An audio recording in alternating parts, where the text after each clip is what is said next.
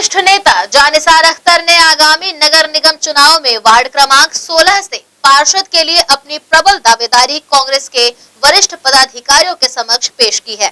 उन्होंने पार्षद पद अपनी दावेदारी को पुख्ता करते हुए कहा कि उन्होंने पूर्व में छत्तीसगढ़ स्वाभिमान पार्टी से पार्षद चुनाव जीता था और सभापति बनाने में कांग्रेस को समर्थन किया था। उसके बाद से ही वे कांग्रेस पार्टी के लिए कार्य कर रहे हैं। वार्ड 16 से अपने दावेदारी करते हुए ग्रैंड एशियन न्यूज से चर्चा की गई। आइए देखते हैं बातचीत के कुछ खास अंश। नमस्कार दर्शकों, ग्रैंड एशियन न्यूज की इस खास पेशकश एक मुलाकात में आप सभी का स्वागत है। एक मुलाकात कार्यक्रम के तहत हम आप सबको शहर के प्रतिष्ठित चेहरों से रूबरू कराएंगे और इस वक्त हमारे पास स्टूडियो में हमारे साथ मौजूद हैं जानिसार अख्तर जी, जिन्होंने कांग्रेस में रहकर के एक लंबी सेवाएं पार्टी के लिए दी है और उसकी रीति नीति से प्रभावित होकर काफी लंबे समय तक अपने कार्यों को अंजाम भी दिया है। तो सबसे पहले सर, हम आप सभी का आपका स्वागत करते हैं और इस एक मुलाकात कार्यक्रम में आपसे कुछ चंद सवालात हम ऐसे करेंगे जो राजनीतिक पृष्ठभूमि से भी जुड़े हैं और अदर से भी और उससे भी जुड़े हुए हैं। तो सबसे पहले बताएंगे सर, आपका राजनीति में प्रवेश कब से हुआ और राजनीति में आप कब से हैं? मुझे अच्छे से याद है, मेरी राजनीति की शुरुआत युवक कांग्रेस से शुरू हुई थी और इंदिरा नगर सुपेला उस समय बसा नहीं था और मैं मात्र 16 या 17 साल का था। तो उस ज़माने से हमने युवक कांग्रेस से अपनी राजनीति शुरू की और पवन चौबे भैया और माननीय मुख्यमंत्री जी जो आज हैं हमारे छत्तीसगढ़ के और माननीय रविंद्र चौबे जी, इन लोगों के साथ टीम में काम करने का मौका मिला। हमारे अध्यक्ष थे रविंद्र चौबे जी और हमारे महामंत्री थे माननीय भूपेश बघेल जी जो आज वर्तमान सीएम हैं और मैं सचिव था। तो उनके साथ काम करने की शुरुआत मुझे मिली।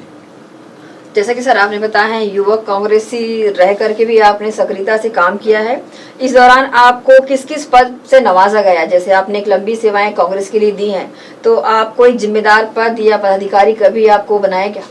नहीं, पार्टी ने, यहाँ स्थानीय नेताओं ने या फिर इनकी मुझ पर ज़्यादा नज़र नहीं है, मेरे कार्यों पे नज़र नहीं है, तो कोई दिक्कत नहीं है।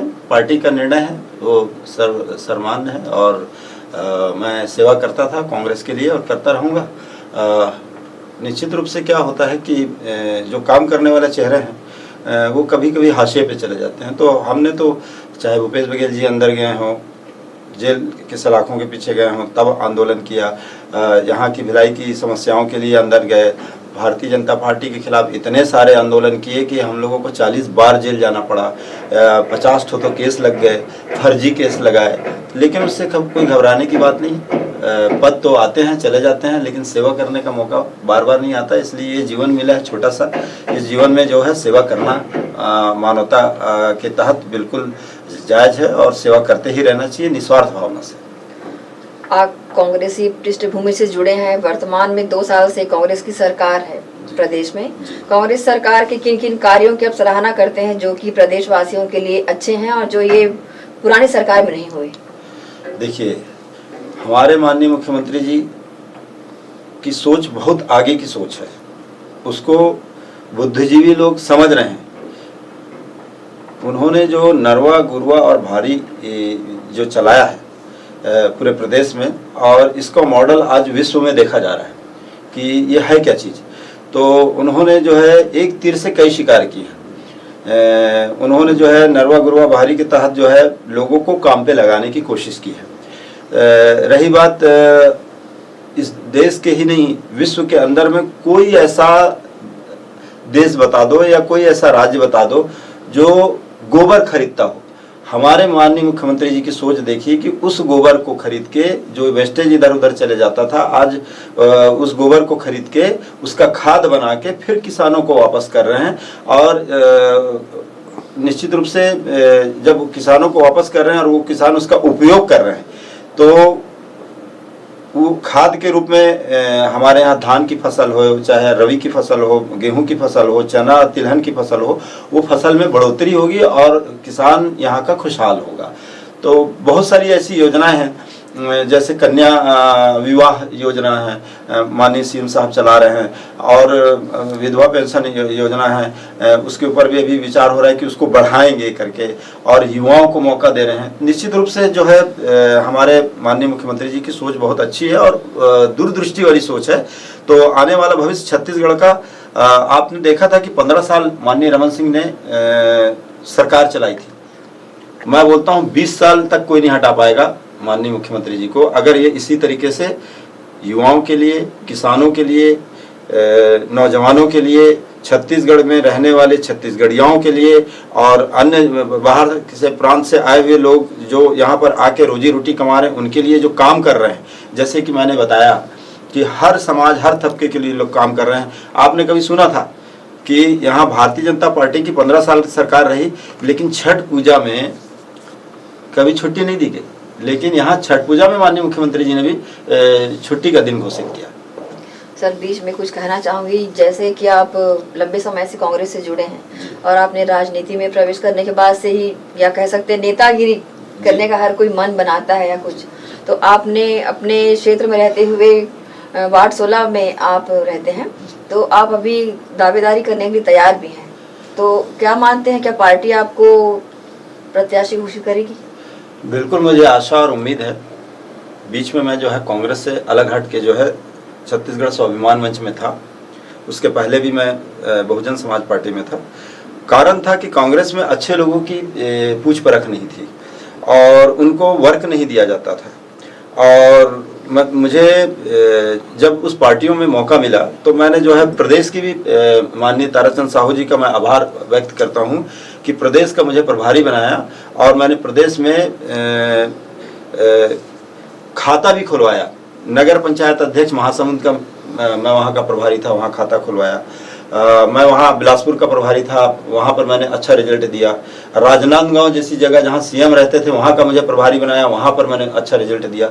तो निश्चित रूप से अगर पार्टी मुझे मौका देगी सेवा करने का, मैं बिल्कुल करूँगा, और मुझे इस लायक समझेगी तो बिल्कुल मैं काम करूँगा और कर भी रहा हूँ। और रहा वार्ड का चुनाव तो मेरे घर का चुनाव है, क्योंकि वहाँ के लिए मैं आंदोलन किया, धरना किया, प्रदर्शन किया, मेरे साथियों के साथ जेल गया। 17 साल तक हम लोगों ने कोर्ट कचहरी के चक्कर लगाए, सिर्फ इसलिए कि वहाँ पर पानी की आवश्यकता होती थी, वहाँ पर जो है रोड और नाली की आवश्यकता होती थी, वहाँ पर लाइटें नहीं थी, हम लोग मोमबत्ती और चिराग जला के रहते थे शीतला तालाब के आसपास। तो वहाँ के लोग चाह रहे हैं कि मैं चुनाव लड़ूं, तो निश्चित रूप से मैं चुनाव लड़ूंगा। जैसा कि सर व्यक्तिगत चुनाव माना जाता है पार्षद चुनाव को, और आप अपने क्षेत्र में, अपने वार्ड में अच्छी साख भी जमा बैठे हैं, लेकिन पूर्व में भी आप निर्दलीय चुनाव लड़े थे। क्या पार्टी को उस वक्त आप पर विश्वास नहीं था या? नहीं, उस समय मैं कांग्रेस से नहीं लड़ा था, मैं निर्दलीय लड़ा था, क्योंकि मैं स्वाभिमान मंच का प्रदेश का प्रभारी था और पार्टी ने मुझे विश्वास करके टिकट दिया था। मैं निश्चित रूप से उनकी आशाओं पे खरा उतरा और अच्छे वोटों से चुनाव जीता। बस इतना चाहूँगा कि इस बार भी कांग्रेस मुझे मौका दे, ये सीट को कांग्रेस की झोली में मैं डालूंगा, माननीय मुख्यमंत्री जी और गृह मंत्री जी की झोली में डालूंगा। नगरीय निकाय चुनाव में क्या मानते हैं, सरकार किसकी बन सकती है निगम में, और कितने पार्षद जीत कर आ सकते हैं? देखिए, 70 वार्ड हैं, 70 वार्ड पहले भी थे, तो 70 में से 9 रिसाली में चले गए। अब वार्ड छोटे छोटे हो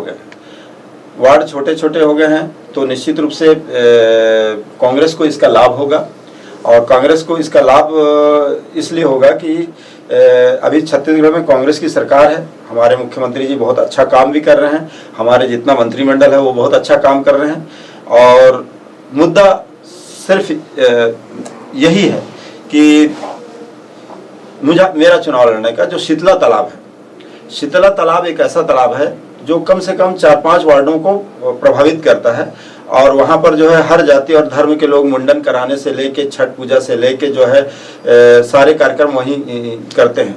अब वो तालाब पिछले 3 साल से सूखा हुआ है, और उसका मुरुम तो निकाल दिए, लेकिन उसका न सौंदर्यीकरण हुआ, ना उसका अच्छे से साफ सफाई हुई, ना उसके ऊपर जो अपन ने प्रपोजल बना के रखा था वो उसके ऊपर कार्रवाई हुई। लेकिन अब जनता ये देख रही है कि जानिसार ने पिछले बार, जबकि भारतीय जनता पार्टी की सरकार थी, उसके बाद भी करोड़ों का काम करवाया था। तो निश्चित रूप से आज कांग्रेस की सरकार है, पैसा लाना हम जानते हैं, मंत्रियों से पैसा ले आएंगे, और हमारे महापौर से पैसा ले आएंगे, और इस तालाब का, शीतला तालाब का हम इतना अच्छा विकास कराएंगे कि जैसे रायपुर के तालाब का माननीय सीएम जी ने उद्घाटन किया, जो लोग देखने के लिए बूढ़ा तालाब को दूर दूर से जा रहे हैं, उसी तरीके से जो है शीतला तालाब को देखने के लिए 70 वार्ड के लोग आके देखेंगे कि किस तरीके का तालाब बना है। तो क्या आप मानते हैं पार्टी आप पर विश्वास करके आपको टिकट देगी? बिल्कुल देगी, मुझे विश्वास है। अगर आप जीत कर भी आते हैं मान लो, तो वार्ड वासियों के लिए ऐसी क्या सौगातें लाएंगे जो अभी तक आपने नहीं लाया, क्योंकि आप पार्षद पहले भी रह चुके हैं? जी, पहले मैं पार्षद कोटे में जो है ये मिलता था, राशन कार्ड बनाने का कोटा हर पार्षदों को। मेरे वार्ड में भी मैंने पार्षद था, तो घर में शिविर लगा के उनको बुला के बैठा के गरीबों को देख के चुन के, एक भी बिल्डिंग वालों को नहीं, जो बड़ी बड़ी बिल्डिंग हैं जो सरकारी पोस्टों पे हैं उनके मैंने राशन कार्ड नहीं बनाया, उन्हें मैंने साफ मना कर दिया। लेकिन जिन गरीबों के बनाया किसी से 1 रुपया नहीं लिया। और आज भी जब मैं जा रहा हूँ उनके सामने में, मैं उनसे पूछता हूँ, दाई मैं तो राशन कार्ड बनाए रहे हो का? वो हाव हाव तय बना है, तो कतक पैसा ले लो? नहीं दादा पैसा नहीं ले। तो इस तरीके से जो है लोगों के दिलों में मैं राज कर रहा हूँ। निश्चित रूप से ये चुनाव में जीत कर जो है कांग्रेस की झोली में डालूंगा। ग्रैंड एशियन न्यूज के माध्यम से अपने वार्ड वासियों से कुछ कहना चाहेंगे? मैं वार्ड वासियों से ही नहीं, मैं पूरे भिलाई वासियों से कहना चाहूँगा, मतदाताओं से, कि आप कांग्रेस की सरकार बनाइए। निश्चित रूप से कांग्रेस का यहाँ महापौर रहेगा निश्चित, क्योंकि ये जिला मुख्यमंत्री जी का जिला है, ये जिला गृह मंत्री जी का जिला है, ये जिला और भी मंत्रियों का जिला है, माननीय रुद्र गुरु जी का जिला है, तो बहुत सारे मंत्रियों का जिला है। इस जिले में अगर आप सरकार बनाते हैं कांग्रेस की रिसाली और भिलाई नगर निगम में, तो निश्चित रूप से यहाँ पर सौगातों की बौछार होगी और दिल खोल के माननीय मुख्यमंत्री जी नगरीय निकाय को पैसा देंगे, जिससे यहाँ क्षेत्र के पार्षद और यहाँ के महापौर विकास करेंगे। आखिरी में एक सवाल जी, मान लो जी पार्टी आप पर विश्वास नहीं करती जी, और आपको टिकट नहीं देती जी, ऐसी स्थिति में आप क्या करेंगे? ऐसा नहीं हो सकता, मुझे विश्वास है मुझे टिकट मिलेगी, क्योंकि मैं पिछले 20 साल से 30 साल से जो है उस क्षेत्र में काम कर रहा हूं और निश्चित रूप से मुझे टिकट मिलेगी। और मुझे आशा और उम्मीद है अपने मंत्रियों पे, अपने विधायकों पे, अपने सांसदों पे, पूर्व विधायकों पे। तो सर आपका बहुत बहुत धन्यवाद, आप हमारे स्टूडियो आए, चुनिंदा सवालों के जवाब दिए, अपनी मंशा भी बताया कि आप एक जिम्मेदार पद पे आने के बाद क्या क्या सौगातें देंगे, तो आपका बहुत बहुत धन्यवाद। तो ये थे एक खास मुलाकात में हमारे बीच जानिसार अख्तर, जो कि एक लंबी सेवाएं कांग्रेस को जहां दिए हैं, अपने वार्ड वासियों को भी लंबी सेवाएं दिए हैं और फिर से तैयार हैं ये अपने वार्ड वासियों को सेवाएं देने, उनके लिए कुछ करने। तो इन पर विश्वास करते हुए आप इनका हौसला बढ़ाइए। कैमरामैन संतोष शर्मा के साथ मैं शाहीन खान।